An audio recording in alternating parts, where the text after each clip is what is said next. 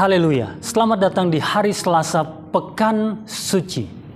Lagi-lagi ini bukan merupakan sebuah tradisi yang biasa kita lakukan di Bala Keselamatan, tetapi sebuah dorongan iman, dorongan untuk bertumbuh di dalam kehidupan rohani kita. Menjadikan pekan ini secara khusus sebelum kita memperingati hari kematian Tuhan Yesus Kristus. Dan sebelum kita sampai pada puncaknya ketika kita merayakan kebangkitan Yesus Kristus pada hari Paskah. Ada baiknya setiap hari kita berfokus pada peristiwa-peristiwa penting yang Tuhan Yesus lakukan, yang dipercayai terjadi pada hari itu. Pada hari Selasa dipercayai bahwa Yesus pada waktu itu mengutuk pohon ara yang tidak berbuah. Dicatat di dalam Matius pasal 21 ayat 18 sampai 22. Sebelumnya mari kita satu di dalam doa. Bapa di surga, kami memuji Engkau untuk kesempatan pada hari Selasa ini merenungkan secara khusus peristiwa ketika Engkau mengutuk pohon ara. Bapa di surga, sebagai manusia kami tidak mengerti. Tetapi biarlah hari ini kami diberikan pemahaman untuk mengerti apakah maksud Tuhan. Apakah panggilan Tuhan bagi kami. Apakah yang Tuhan ingin ingatkan bagi kami. Kami berdoa ya Bapa, berkatilah perenungan firman Tuhan ini.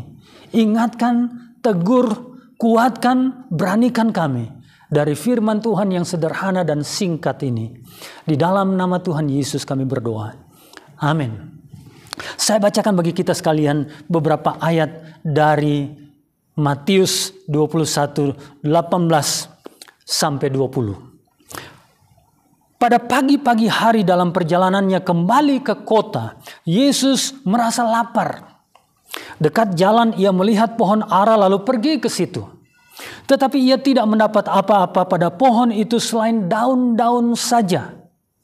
Katanya kepada pohon itu, "Engkau tidak akan berbuah lagi selama-lamanya." Dan seketika itu juga keringlah pohon itu. Melihat kejadian itu, tercenganglah murid-muridnya lalu berkata, "Bagaimana mungkin pohon itu sekonyong-konyong menjadi kering?" Saudara sekalian, secara sepintas kita berpikir betapa kejamnya Tuhan, betapa bengisnya Dia. Pohon yang tidak menghasilkan buah pada waktu itu, daunnya lebat dan seketika itu menjadi kering, menjadi layu dan tentunya mati. Saudara-saudara yang saya kasih dalam nama Yesus Kristus, pada momen ini tentu kita ingin belajar apa sesungguhnya yang dimaksudkan oleh Tuhan. Kalau kita kembali kepada bagaimana maksud Tuhan datang ke dalam dunia. Kalau kita kembali kepada peran bangsa pilihan, yaitu bangsa Israel yang disebut sebagai umat pilihan Allah. Kalau kita kembali kepada peristiwa hari kemarin ketika bait suci yang sebetulnya menjadi pusat penyembahan dan menjadi pusat berkat dan terang bagi orang-orang di sekitarnya, itu telah gagal.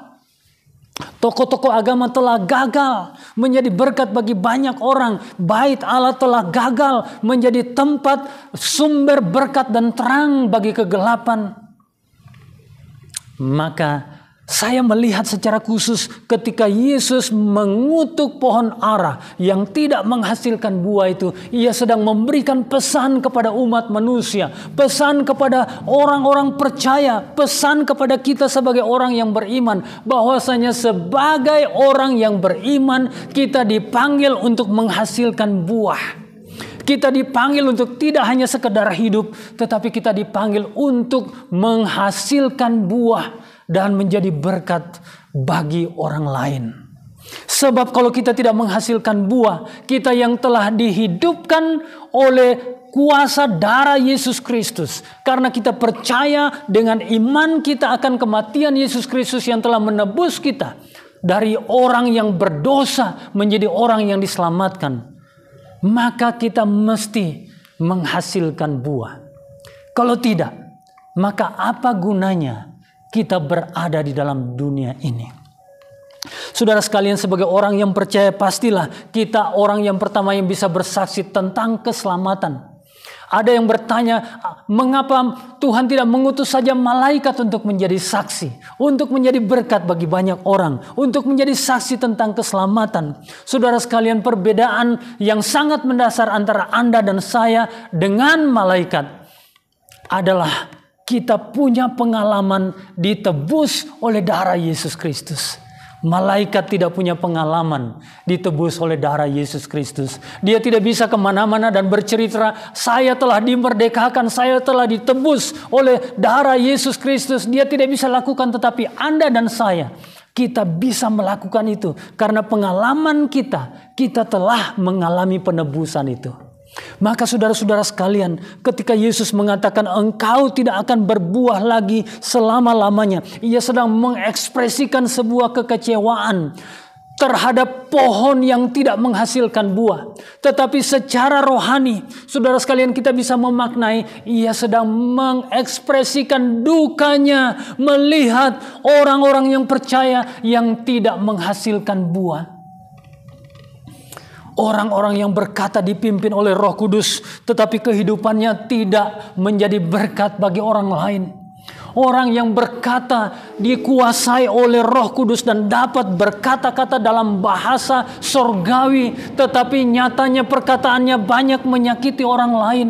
Orang-orang yang berkata bahwa hidupnya penuh dengan damai sejahtera karena Roh Tuhan ada di dalam dia, tapi nyatanya tidak bisa membawa damai bagi orang lain. Ketika Tuhan melihat kita tidak menghasilkan buah, sementara Ia telah berkorban untuk menghidupkan kita, maka kita menjadi sama seperti pohon yang daunnya lebat, tetapi tidak ada buah sama sekali. Pertanyaannya saudara-saudara sekalian, apakah kita masih menghasilkan buah? Tema kita pada tahun ini berkata secara khusus memanggil kita untuk hidup seirama dengan Roh Kudus. Dalam tulisan Rasul Paulus kepada jemaat di Galatia, dia mengatakan jikalau kita hidup oleh Roh, baiklah hidup kita juga dipimpin oleh Roh. Dengan kata lain, kekristenan, orang yang beriman akan menghasilkan buah. Sebab buah Roh ialah kasih, sukacita, damai sejahtera, kesabaran, kemurahan, kebaikan, kesetiaan, kelemah lembutan, penguasaan diri. Adakah kita hari ini menjadi pohon ara yang menghasilkan buah? Kalau itu yang terjadi, saya sangat-sangat yakin Tuhan dengan tersenyum melihat saudara dan saya. Mari bersama-sama menjadi berkat dengan menghasilkan buah pada hari ini dan di hari-hari yang akan datang. Tuhan memberkati saudara-saudara sekalian. Haleluya.